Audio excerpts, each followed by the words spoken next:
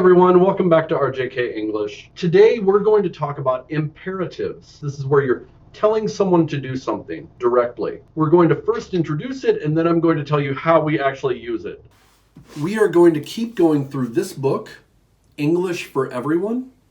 I am not sponsored by them, but I use it for people that I teach and I find it to be really, really useful. I have a link below that I will post. So you want someone to stop, stop, stop. Notice there's an exclamation point because you're really telling someone to do something. Stop. Someone's sitting down and you need them to get up. Get up. You need help on the street. Help, help. You want someone to read something. Read this. Notice these are short and direct and to the point. In Hindi, we often use imperatives that can be polite. Dekhiye. Look at this, but it's a very polite way of saying it. Dekh. This is a bad way of saying it. In English, we don't really have these types of things. So I'm going to show you how to use this properly. Here's another. Give that to me. You want someone to eat. Eat. Stop talking. Eat. If you're talking to a group, it's more common to speak directly because you're talking to a group. But moving into being polite, everybody please sit down. Please, this is an indication of how we talk in American English. If we want to say not to do something, we add do not. But usually we contract it to don't. Don't.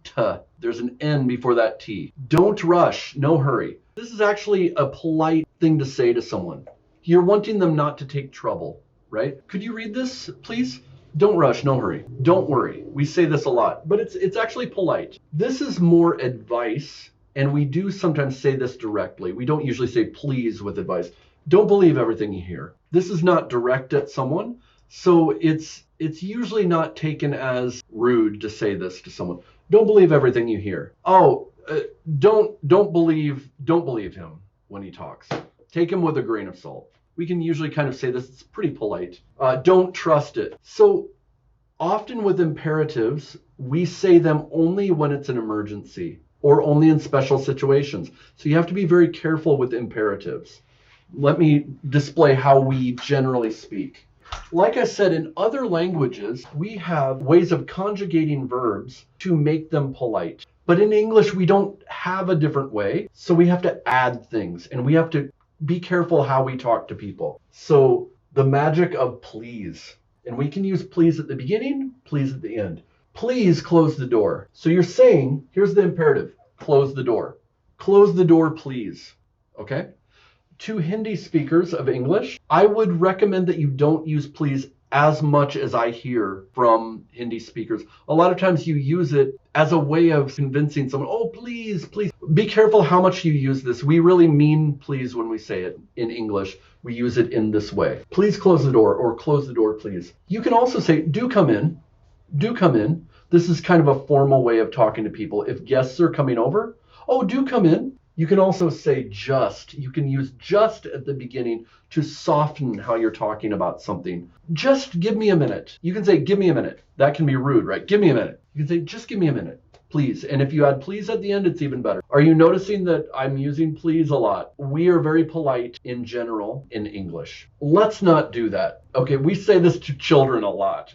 Let's not do that. We're dispersing the way we're talking by making it about all of us. Let's not do that. But you're really saying don't do that. In English, we're very sensitive to you telling us what to do. We do not like being told what to do. With my friend from Kashmir, Muzaffar, he can tell me what to do. Close the window, and I will do it. But with people in the US, we're very careful about this. So before I get into more ways, let's talk about one other thing using let's. You can use this to suggest an activity. This is a very good way of saying, let's get some lunch. Hey, let's go out tonight. You're not demanding, you're suggesting. Hey, let's talk to that guy. Hey, let's watch some TV. It means let us. It's a contraction. Let us. Here's how we really talk in English, okay?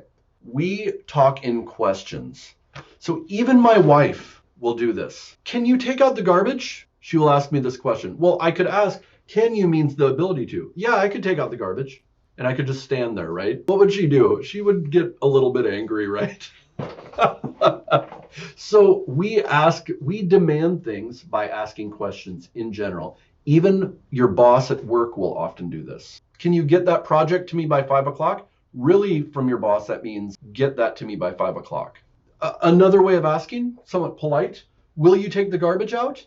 That's more of a direct question, and it can have different meanings. We say can a lot. Could you is a little more formal than can you. But again, we ask questions. So even with my best friend, I would say, hey, can you close the door? Well, he'd say, yeah, I have the ability to close the door. Do you want me to? But I really mean close the door. I really appreciate the person that asked me a question on the last video, and they gave their example in English perfectly. So great job. See you later. Hi everyone, welcome to RJK English. Make sure to like and subscribe, and that will help me make more of these videos. I'm on YouTube and on Instagram, and see us on Facebook, and we can talk further.